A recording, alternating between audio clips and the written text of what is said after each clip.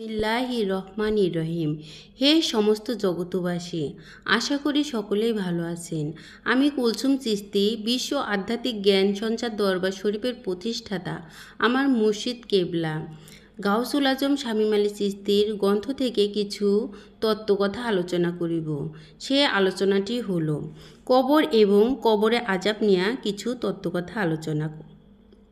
কবর আযাব হবে। কবর কত প্রকার, কোন কবরে আযাব হবে অথবা শাস্তি হবে। মৃত একটি লাশকে যদি কবরে রাখা হয় এবং রাখিয়া 40 কদম আসিয়া পড়িলে কবরে বিচার বা জীবিত করিয়া জিজ্ঞাসা করেন মুনকির এবং নকির ফেরেশতায়। এই কথাগুলি তো হাদিস শরীফের কথা। হাদিস তো কখনো মিথ্যা বলে না, অবশ্যই সত্য বলে। যদি সত্য বলে, প্র্যাকটিক্যাল প্রমাণ করা হইয়াছে যে মৃত লাশ কবরে শোয়া কবর কমপ্লিট করিয়া আসিয়া পড়িলেন যিনি, তিনি 40 অথবা 50 কদম আসিয়া তাহার জামার পকেটে হাত দিয়া দেখে তাহার পাসপোর্ট ছিল, এখন তাহার নাই পকেটে। তখন তিনি ভাবলেন, আমার পাসপোর্ট তো কবরে পড়িয়া গিয়াছে। পুনরায় আবার সকলে মিলিয়া কবরখানি খুঁড়িলেন। এখন দেখে যেমন করে লাশকে শোয়ানো হইয়াছিল ঠিক তেমন করিয়াই শোয়া অবস্থায় আছে। কেন জীবিত অবস্থায় পায়নি?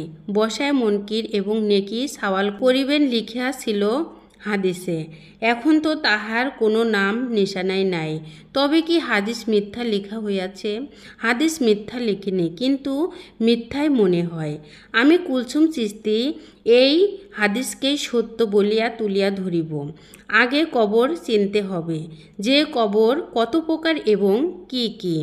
যেই কবরে মরা অথবা মৃত মানুষ রাখা হয়, এই কবরটি 3.5 হাত এবং মাটির তৈরি। এতে মরা বা মৃত মানুষ রাখা হয়। এই কবরে কোনো আযাব অথবা শাস্তি নাই। আমার রুহু বা আত্মার কোনো মৃত্যু নাই, ধ্বংস নাই, ক্ষয় নাই। তাহলে এই রুহু বা আত্মা পৃথিবীতে জন্ম নিয়া আসিতেছে, তাহা কেমন করে? তাহা কি বিশ্বাসের যোগ্য? এমন কথা অবশ্যই বিশ্বাসের যোগ্য। সেই রুহুটি আবার জীবিত অবশ্যই হয় এবং হচ্ছে।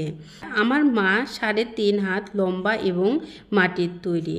তাহলে আমার মা নিজেই একটি জিন্দা কবর, আর সেই কবরেই আমি জন্ম হইয়াছিলাম। আমিও বাচ্চা, 3.5 হাত লম্বা আমি বাচ্চার হাতে। আমি বাচ্চা সেই মাটির তৈরি। তাহলে আমি তো মা নামের কবরে জিন্দা হইয়া পৃথিবীতে চলে এলাম। আরও প্রশ্ন জাগিতে পারে, যে কবরেতে সাজা হবে সেই সাজা কই? সাজার আর এক নাম হলো দোজখ বা অশান্তি। তাহলে আমার মা কি আমাকে পেটে নিয়ে শান্তিতে ছিলেন? না, আমার মা শান্তির এক আগুনেই ছিল। ব্যথার যন্ত্রণায় তোমাকে জন্ম দিতে যাইয়া মৃত্যুর যন্ত্রণা হইল, আজ পর্যন্ত সহিতেছে। দুনিয়ার যত দুঃখ কষ্ট সহিতে হয়, তাহলে কবরে আযাব হয় কিন্তু কোথায়? তাহা হাদিসে স্পষ্ট করে কিছুই বলে নাই। মানুষ অবুঝ হইয়া থাকে। তাহলে কোরআনে যে বলা হইয়াছে যে নর নারীকে জ্ঞান অর্জন করার জন্য ফরজ করা হইয়াছে, সে কোন জ্ঞান? সেই হলো রুহানিয়াতের জ্ঞান, যেই জ্ঞানের দ্বারা আমরা একদিন পরপারে পাড়ি দিয়া যাইতে পারি। তাহলে আমরা 3 প্রকার কবর এর খোঁজ পাইয়া গেলাম। যেমন একটি কবর খুঁড়িয়া বা মৃত মানুষ রাখিতেছে, আর একটি কবর আমার মা এবং মায়ের পেটে। আমি একটি কবর বাচ্চা হইয়া পৃথিবীতে জন্ম হইয়া বা জীবিত হইয়া আসিয়া গিয়াছি। সুখ শান্তি দুঃখ কষ্ট মিলাইয়া পৃথিবীতে থাকিতে হচ্ছে। তাই তো কালেমায়ে ইমানে মুফাসসালে বলা হয়, মৃত্যুর পরে পুনরায় জীবন লাভ করার উপরে ঈমান আনিলাম। তাহলে সত্যিই ঈমান এনেছি, জন্মান্তরে ঘুরতেছি। আরও একটি হাদিসের কথা মনে পড়িয়া গেল। সেই হাদিসটিতে লেখা আছে, এক ধরনের লোক আছে, তাহার কোনো দিন বেহেশতে প্রবেশ করিতে পারিবে না। যেই লোকদের ধ্বজভঙ্গ রোগ আছে, বেহেশ দোজক যে এই পৃথিবীতে, হাদিস তাহার আটকা প্রমাণ। যেমন স্বামী স্ত্রী যদি সহবাস করে, স্বামী যদি ধ্বজভঙ্গ রোগ থাকে, তবে কি বেহেশত নামে সেই শান্তি তাহা তো কখনো অনুভব করিতে পারবে না স্বামী। আমরা মৃত্যুর পরে বেহেশতে যাব, দোজকে যাব, মৃত্যু হইয়া পরে জীবিত হইয়া বারবার জন্ম লইয়া পৃথিবীতে আসিতেছি। আবার বলিতেছি, মৃত্যুর পরে বেহেশতে যাব, সেই বেহেশতে দোজকে আসি। থাকিয়া থাকিয়াও বলে যাচ্ছি, বুঝিতেই পারছি না। অবুঝ এবং অন্ধ হইয়া রইলাম ভব নামের কারাগারে। এর আগের জন্মে কোথায় ছিলাম, কোন দেশে বা কোন বংশে ছিলাম, কিছুই তো মনে পড়ে না। এই জন্যই মনে পড়ে না। আগে মাটির দেহ ছিল, মস্তিষ্ক ছিল, সেই দেহ মাটির সাথে মিশিয়া গিয়াছে। এখনও তো আর কিছুই মনে পড়ছে না। হ্যাঁ, তবে মনে আছে আমার দেহে পরমাত্মা নামে তাহার তো মরণ নাই। সেই পরমাত্মাকে যদি আমল সাধনার দ্বারা জাগ্রত করিতে পারি, তাহলে আমরা জানতে পারিব। আলোচনাটি আপনাদের সামনে করেছি।